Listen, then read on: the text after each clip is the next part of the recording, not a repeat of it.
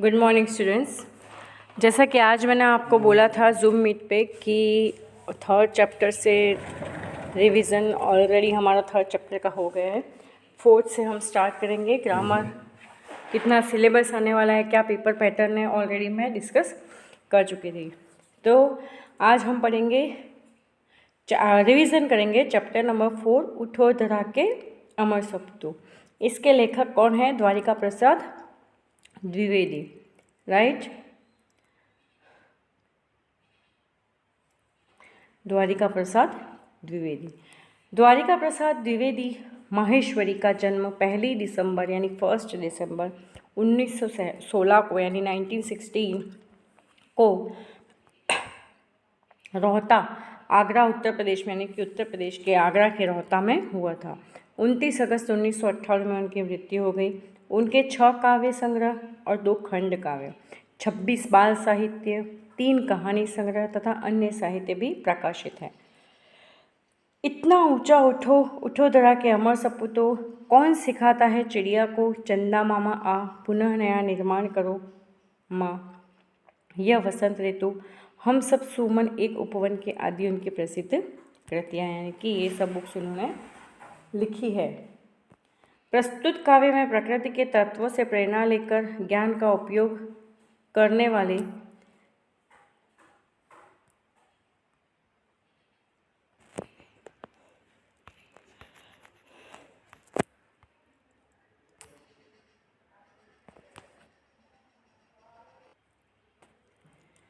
तो ये सारी उनकी कृतियाँ हैं, यानी कि ये उनके काव्य है, उन्होंने लिखी है।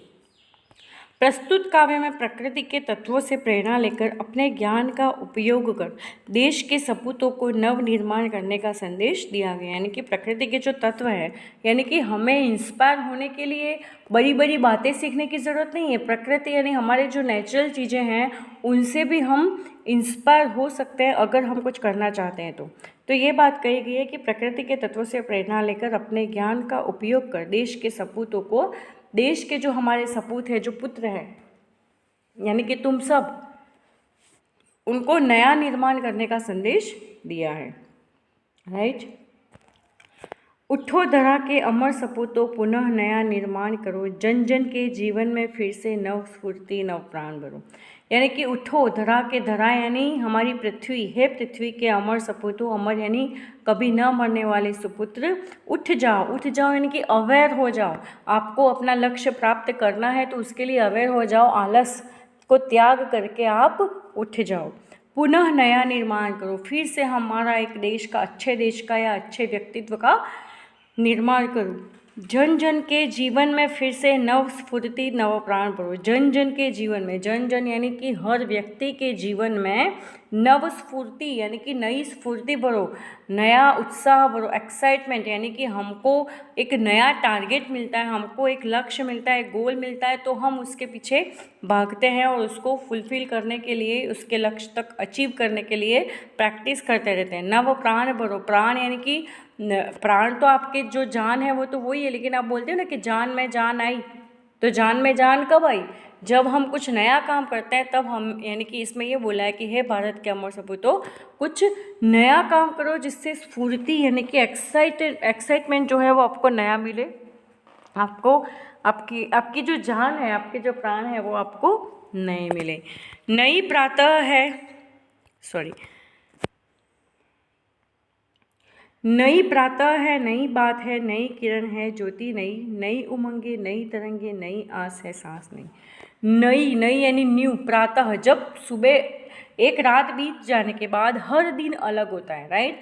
तो प्रातः नई है, यानी कि सुबह अगर नहीं है तो बात भी नहीं है, क्योंकि हमारा लक्ष्य, हमारा जैसे कल आपका हिंदी का पीरियड होता है तो आज संस्कृत का है, तो नेक्स्ट डे इंग्लिश का होगा, तो मैथ्स, यानी कि आज आपने कहीं मार्केट में शॉपिंग करने गए तो आज आप वो सारे कपड़े पहन के देखने वाले हैं, उसको फिटिंग करने वाले हैं, जो भी अल्टर करने वाले, यानी एक जस्ट बात है कि आपका हर दिन कुछ नई बात लेकर के आता है। तो सुबह नहीं है तो बात भी नहीं है। नई किरण है, यानी कि किरण यानी रेज, जो किरणें होती है सूर्य की, प्रकाश, यानी हमारी लाइफ में भी कुछ नया होता है। ज्योति, ज्योति यानी प्रकाश, वही।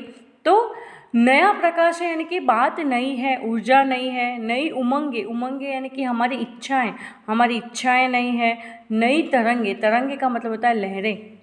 सब कुछ आप नेचुरल वे में, अगर आप कुछ भी नया नहीं है, लेकिन जब आप अगर सुबह उठ के देखते हैं तो प्रकृति जहाँ पे कलियाँ होती है तो वो फूल बन जाती है। हर जगह पे प्रकृति भी अपना नया रूप देती है।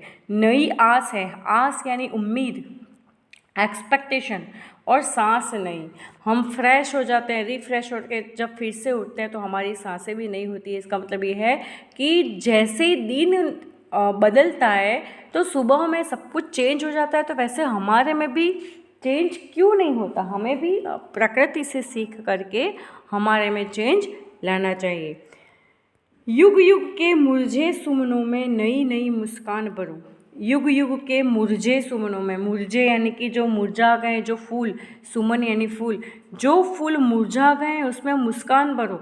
तो फूलों में मुस्कान कैसे भर सकते हो आप? पानी डाल सकते हो, तब फूलों में मुस्कान, उसमें जान आएगी और वो फूल खिलेंगे, क्योंकि उसको न्यूट्रिशन मिलेगा, उसको उसकी खाद, उसको पानी, हवा और प्रकाश तो नेचुरली होता है, लेकिन पानी जब हम डालेंगे तब वो मुरझाए हुए फूल में नई मुस्कान आएगी, राइट। तो इसी तरह से इंसान भी जो मायूस हो चुके हैं, जो उदास हो रहे हैं, उनको आप अपनी तरह से हेल्प करके उनमें नेगेटिविटी से उनको पॉजिटिव बना करके उसमें नई मुस्कान भरो। ये बताया गया है कि जिस तरह से फूलों में हम पानी डाल सकते हैं और पानी डालने से जब वो उनमें मुस्कान आ जाती है, जब वो मुरझाना छोड़ देते हैं, मुरझे सुमनों में हम नई मुस्कान जब बढ़ते हैं, तो इंसानों में भी हम, जो इंसान अपनी लाइफ से डिस्टर्ब हो चुके हैं, जो हताश हो चुके हैं, जिन्होंने हार मान ली है, जो अपने आप को कम समझते हैं यानी कि अपने आप को कुछ नहीं समझते, लैक ऑफ कॉन्फिडेंस जिसको बोल सकते हैं, तो उनमें आप नई मुस्कान भरो, यानी कि उनमें भी आप कॉन्फिडेंस जगा करके उनमें मुस्कान भर सकते हो। उठो धरा के अमर सपूतो, पुनः नया निर्माण करो। डाल डाल पर, ये नेक्स्ट सेंटेंस, डाल डाल पर बैठा विहग नए स्वरों में गाते हैं, गुनगुन गुनगुन करते भंवरे मस्त उधर मंडराते हैं। यानी कि डाल डाल पर यानी हर डाल पर, राइट।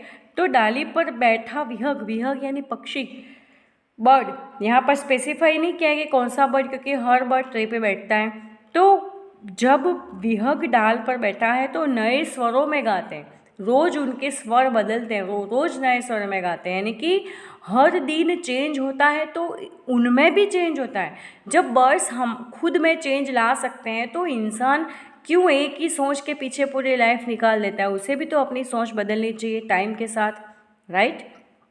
तो वो भी जब नए स्वरों में गाते हैं, गुनगुन गुन भंवरे, वो भी मस्त मंडराते हैं। तो हे धरा के अमर सपूतो, आपको भी प्रातः अपना जो दिन है उसमें नई उत्साह भरना है, राइट। नवयुग की नूतन वीणा में नवयुग की नूतन वीणा में नया राग नवगान भरो, उठो धरा के अमर सपूतो, पुनः नया निर्माण करो। नवयुग की यानी कि ये जो हमारा युग है वो नया है। क्यों? क्योंकि जब दिन नया है तो युग नया है। अभी पहले सब कुछ ठीक चल रहा था, अभी कोरोना आ गया, कोरोना के जाने के बाद सब कुछ वापस ठीक होगा। तो हर दिन एक चैलेंज है, उसको हमें we have to accept, right. नवयुग की नूतन वीणा में, नूतन वीणा, वीणा यानी कि जो सरस्वती देवी जो वीणा बजाती है, और ना जो उनका बोल सकते हैं एक बाजा है जिसको वो बजाती है, वीणा को इंस्ट्रूमेंट है, वो एक म्यूजिकल इंस्ट्रूमेंट जिसको बोल सकते हैं। तो उसमें भी नया राग बन जाता है। जब वो तार टूट जाते हैं तो उसमें नए तार लग जाते हैं और उससे पूरा म्यूज़िक जो है वो उनका राग यानी कि जो उसके लिरिक्स निकलते हैं वो पूरे ही नए निकलते हैं। तो हे धरा के अमर सपूतो, तुम भी इस देश में नया निर्माण करो।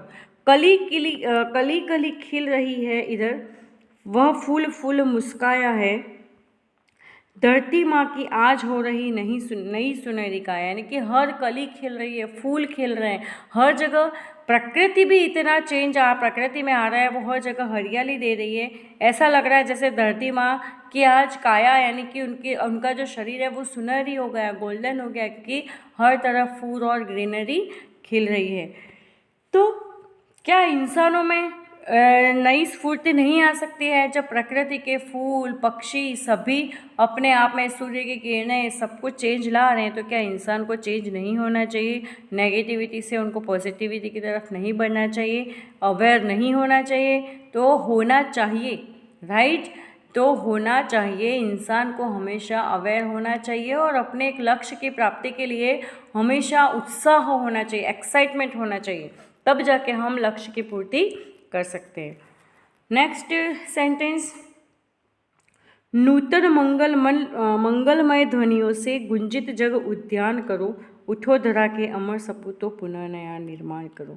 यानी कि नूतन मंगलमय ध्वनियाँ, मंगलमय यानी कि वेलफेयर, वेलबींग, जो हमारी कल्याणकारी आवाज़ें होती है उसका जग उद्यान करो। यानी कि जब आप मंदिर में जाते हो तो जय जय जय का घोष हो रहा होता है, वो उस जब गणेश भगवान की जय, सरस्वती माता जी की जय, ये माता जी की, वो माता जी की, जब हनुमान दादा की, सबकी हम जय बुलाते हैं तो हमारे अंदर भी एक उत्साह बढ़ जाता है, एक जोश आ जाता है, भक्ति की तरफ हम इंस्पायर होते हैं कि नहीं यार भक्ति करनी चाहिए, भगवान हमें बहुत कुछ देते हैं, यानी गॉड इज़ एवरीवेयर, भगवान है, राइट? तो इस तरह से जग का उद्यान करो, जग जो है इस जग को उठाओ, यानी जग को आवाहित करो, जब जग को बोलो कि हे सपूत, तुम्हारे में वो कैपेसिटी है जो तुम कर सकते हो और जो तुम करना चाहते हो वो तुम डेफिनेटली कर सकते हो। जो इंसान के अंदर नेगेटिविटी आ चुकी है कि हम कुछ नहीं कर सकते, ऐसे लोगों को तो ऐसे जो नाद होते हैं भगवान की जो मंदिरों में